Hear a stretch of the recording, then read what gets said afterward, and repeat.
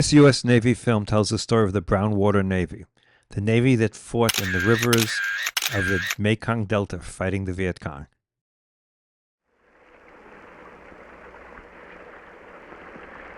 It is June 1967.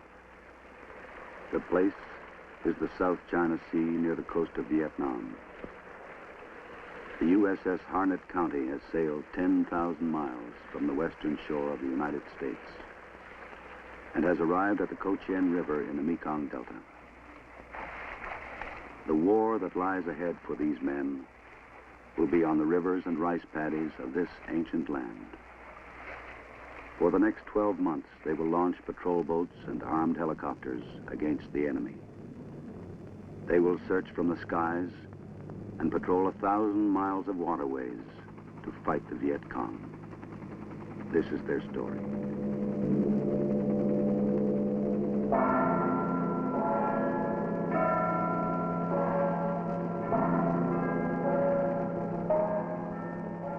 It begins here on the land, amid the lace-like structure of canal and waterway. This is the heartland of South Vietnam, the Mekong Delta. Here, where the mangrove forests stretch as far as the eye can see, where lush farms and rice paddies dot the land, the Viet Cong exercise a shadow tyranny over the people, using the age-old tactics of force and terror. 044 Harnett 2, are you coming in at this time? Over. That's affirmative. Give me a green deck and I'm on my way. Harnett 2, roger. Green deck, wind 035, port 9 knots, over. 044, I'm on my way in. Harnett 2, roger out. Yankee Echo, Yankee Hotel, over. These men and others like them have come here to aid this small nation caught in the midst of war. And in an age that boasts of science and technology, what they accomplish here will still depend on the courage and skill of each of them. The ship is 2 miles from the mouth of the Co Chien River, 2 miles from the place her real work begins. Navigation here is dangerous. There is a possibility of running aground on the treacherous shoals and sandbars created by the mud and silt of the river. Added to this danger is the fact that the Viet Cong are entrenched in this area and up until now have roamed the waters almost at will.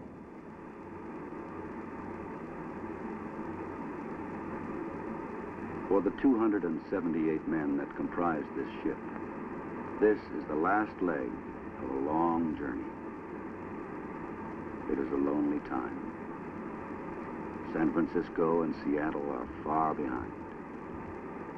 The sights and sounds of a once familiar world have given way to the ominous quiet of the nearby jungle shore.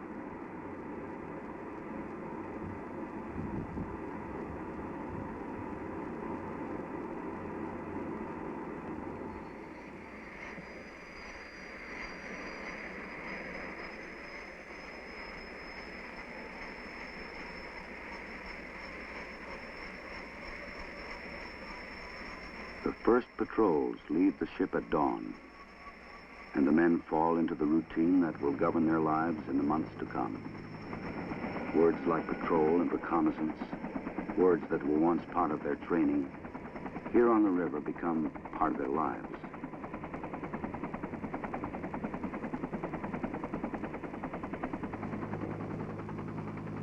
Far below, the unfamiliar stretches from horizon to horizon. Beneath them lies another world, one of uncertainty and danger. The job has begun. Officers, Chan. Report. A war does not depend on ceremony, yet even in this place, a few short yards from Viet Cong territory, there is time for morning quarters. Here on the ship, you get up to reveille and stand in line to get your food. You live and work with other men in the crowded space of an iron hull, and you adjust to the formalities of shipboard life. But for many, the formalities end when their work begins. Foreman. Their job is on the river. And for the next 16 hours, their home will be a small, armed, fiberglass boat, which will carry them far from the safety and comforts of the ship. Their mission is to search, to patrol the waterways and canals of the Delta, to keep the enemy off the river.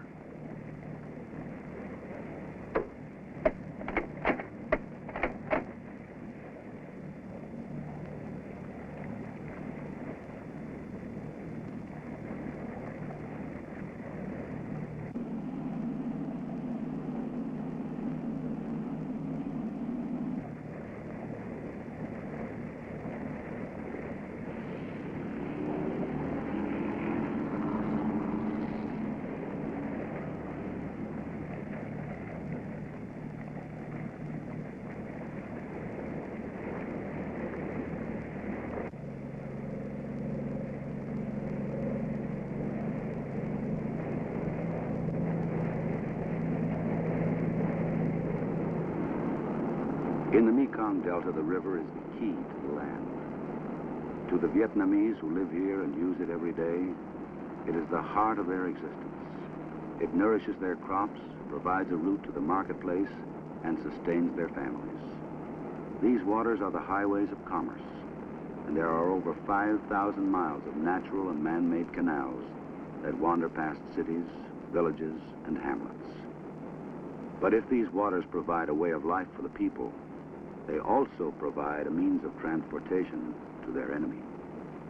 The Viet Cong use the rivers to carry arms, ammunition, and supplies, and to extort taxes from the people.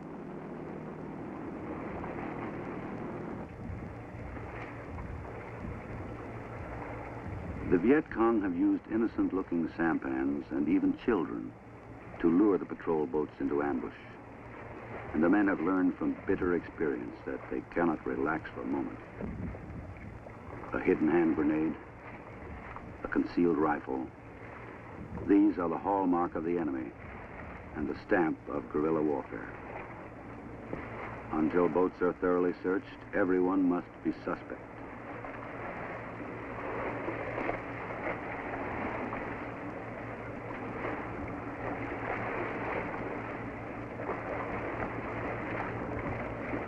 You cannot always tell a Viet Cong by looking or even talking to him. They wear no uniforms, only the black clothes of the peasants. So all boats on the river must be stopped and searched. It's a tedious and dangerous job. 200, 300 sampans are checked every day. You talk with the people, listen to their gossip, and try to get information that may lead to the enemy. It's like a puzzle. A man with an identity card from a too distant province, or a woman with too large a load of rice for just her family. You may not speak their language very well, but you see things, find clues, and try to put them together.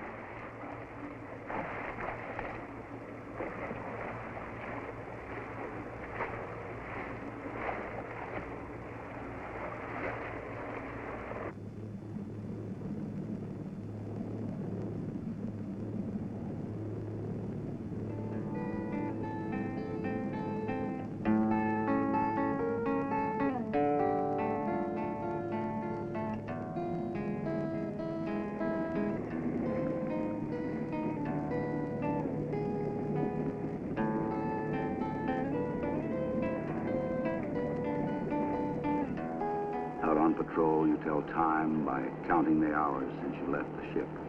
16, 18 hours a day. Far from home and far from the sea, you cover endless miles of water accompanied only by the constant drone of diesel engines.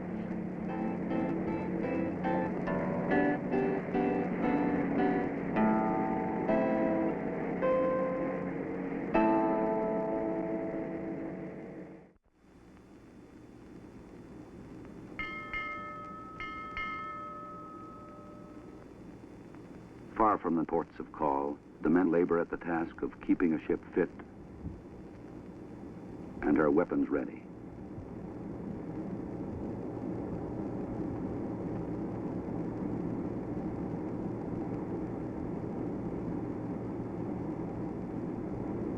Technology has provided the tools and the training, but men provide the work. Equipment must be cared for and maintained. Each hour of patrol means additional hours of tedious, back-breaking work. There is no room for error. In the days that follow, the lives of others will depend on the performance and patience of these men.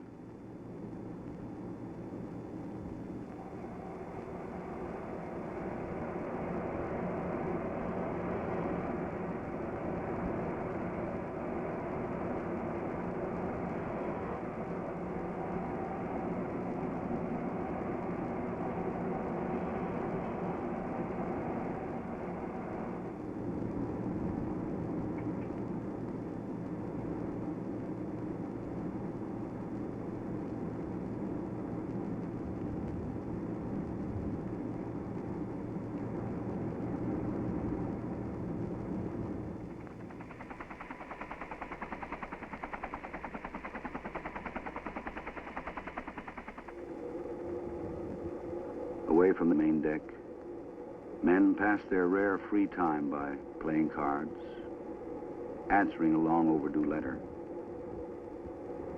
or reading an outdated magazine. But the vigil continues.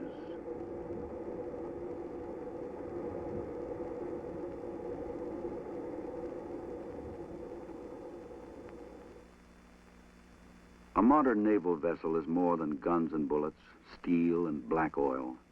The men aboard her have been trained to perform all the services of a small town. The Navy corpsman is the doctor here, and drugs and medicine are the tools of his profession. But to a people like the Vietnamese, a people who live in the shadow of poverty and disease, medicine and men like the corpsman offer hope for a better life.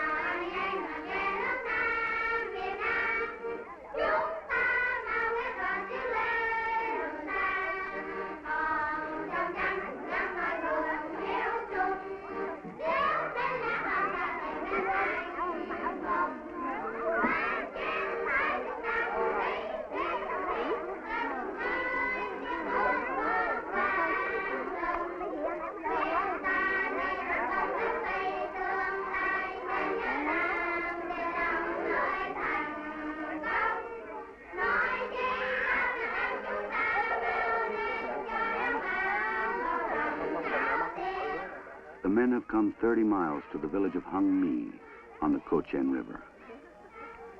Most Vietnamese live in a village like this one. A community of 2,000 who work the land, raise livestock, and ply their local trades. But their otherwise simple lives are complicated by disease and infection. The corpsman has set up a clinic in the playground of the local school, where patients have already gathered. The soap and rainwater. Then you have him spread this on the areas that are itchy, so that he'll. How many times? About twice a day. Cái đây mỗi ngày đấy, ông lấy ông rửa cái chung ứa đó, cho ngày 2 lần. Ngày 2 lần nhé, rửa xong rồi xịt cái này lên. Còn lấy cái này cứ 4 giờ uống 2 viên. Thôi. Yeah, anytime. Cái này bạn uống một ngày 1 viên. And then 2 every 4 hours or something for her headache. Oh, wait a minute. Does she have a bottle? Did she have a bottle of ointment? Yeah. Okay. There are no monuments to what is accomplished here. There is no glory. But in this war, the work done here has become as important as any battle.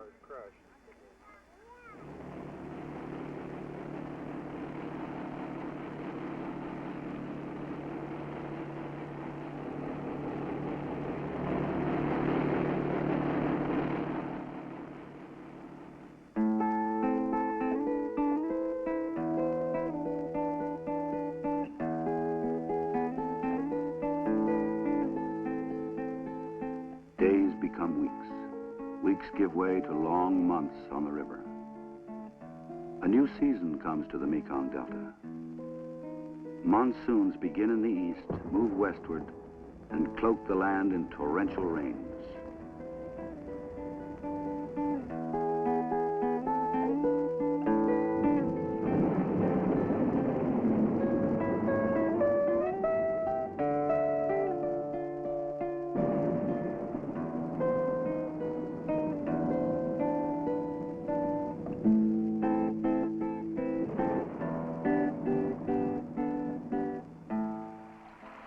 Wind and rain intrude into the life of every man, soaking everything, wearing away at the nerves.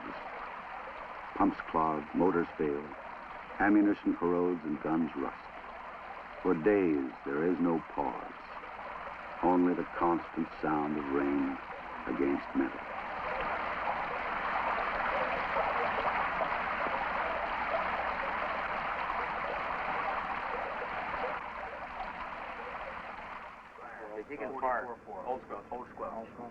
But the work of war goes on.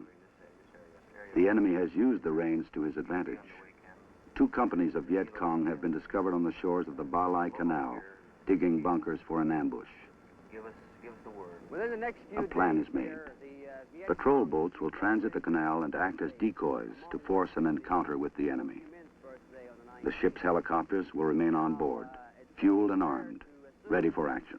Charlie will expend a little more energy than he has been. So I want you people to be extremely cautious on the rivers.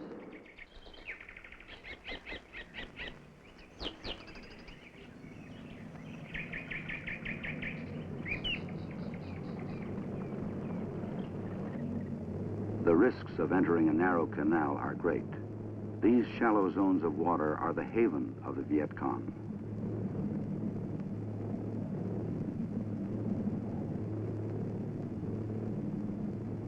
Boats are forced to move slowly, becoming easy targets for enemy fire.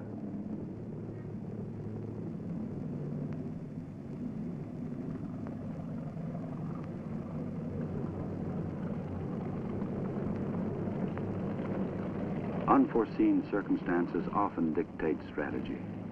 Despite all their preparation and planning, the men must turn back. The water has become too shallow. They are forced to find another route.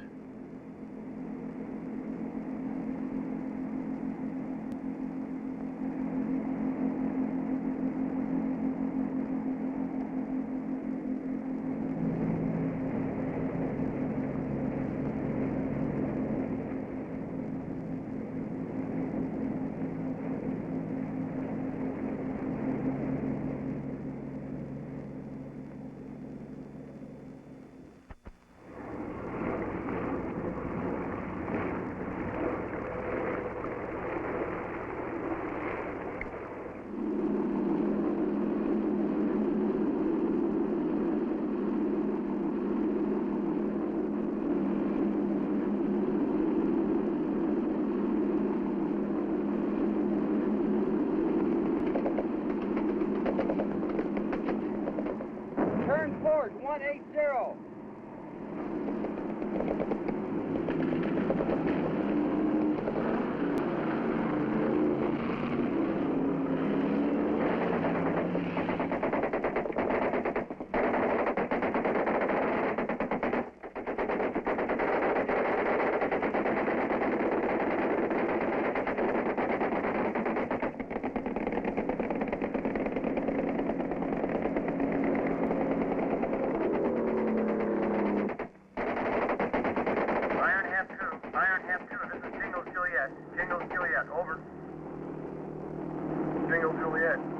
Juliet.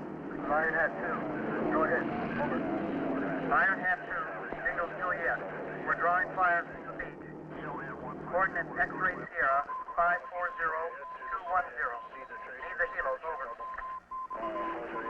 True, Juliet. This is Iron Hat 2. Roger out. Bridge, this is radio. Scramble the helos.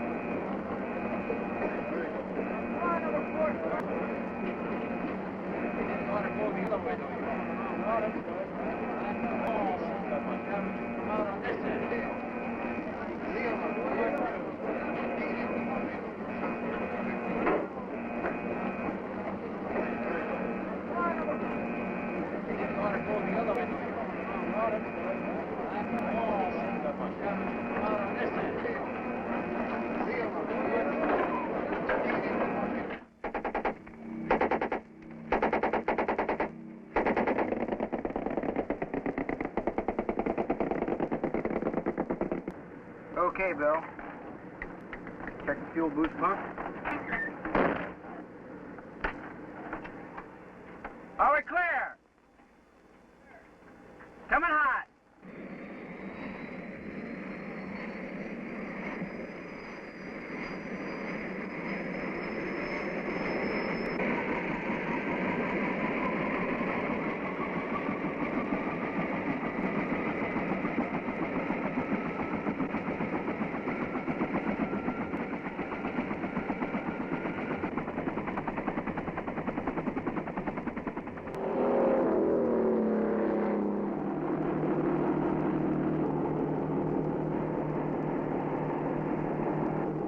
Turn forward, 180.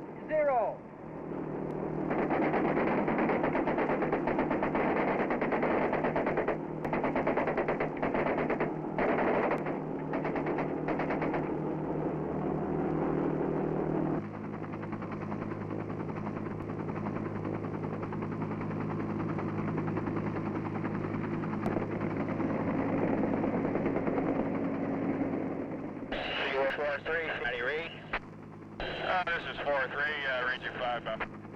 What's the story? This is 4-3, interrogative, your intentions this time. This Kilo, We're still receiving automatic weapons fire from the beach there. This is 4-3, do you have the smoke on the beach? this Kilo, that's affirmative, over. Roger, that's the target area there. Kilo, roger. Now, this is Kilo, we'll make a firing run, over. Kilo, this is 4-3, let me know when you commence your run and we'll come in behind you there.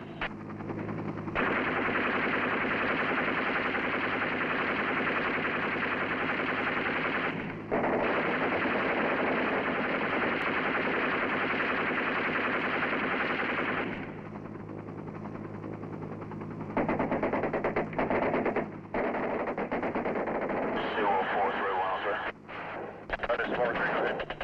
Roger, just wondering if you guys had a pretty good pinpoint location as to where this fire was coming from. This is 4-3, Roger. You have my smoke in sight there. We received automatic weapons fire from the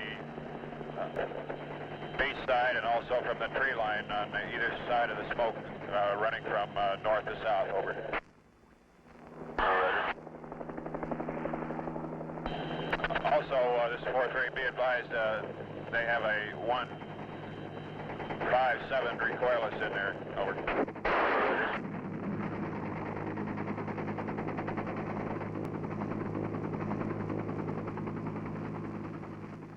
The ordeal of this battle is over, but the victory has not yet been won. There is no rest now for these men. The enemy has shown himself. They must act quickly, decisively, to deny him his sanctuary. New targets out of reach of the PBRs have been located by the Vietnamese command center. Enemy gun emplacements, bunkers, and supply sampans. 801. I see what's happening. 905.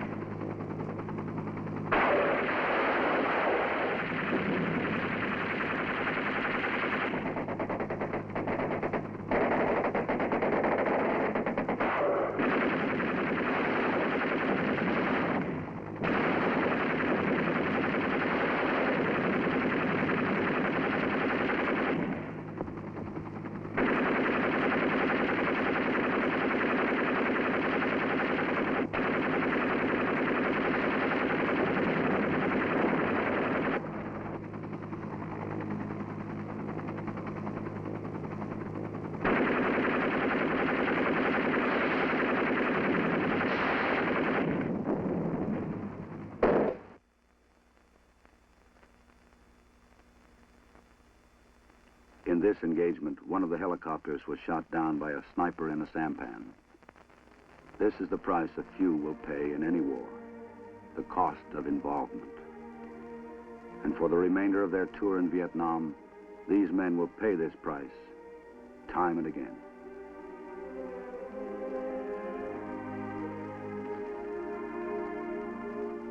They have faced the enemy.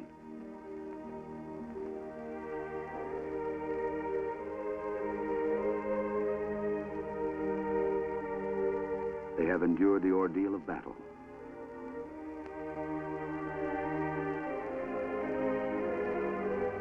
They have won their badge of courage.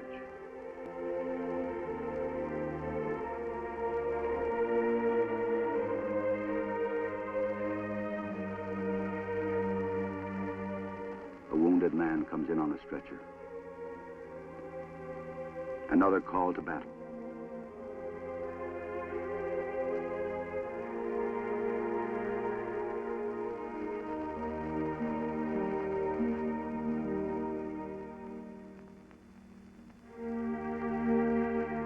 Tracers cutting the stillness of a twilight sky, stabbing at the fleeting shadow of a faceless enemy.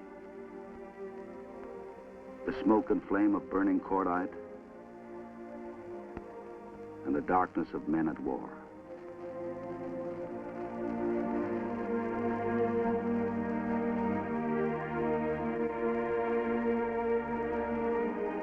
The fight will go on. But these sailors, these worn and weary men, have kept the faith.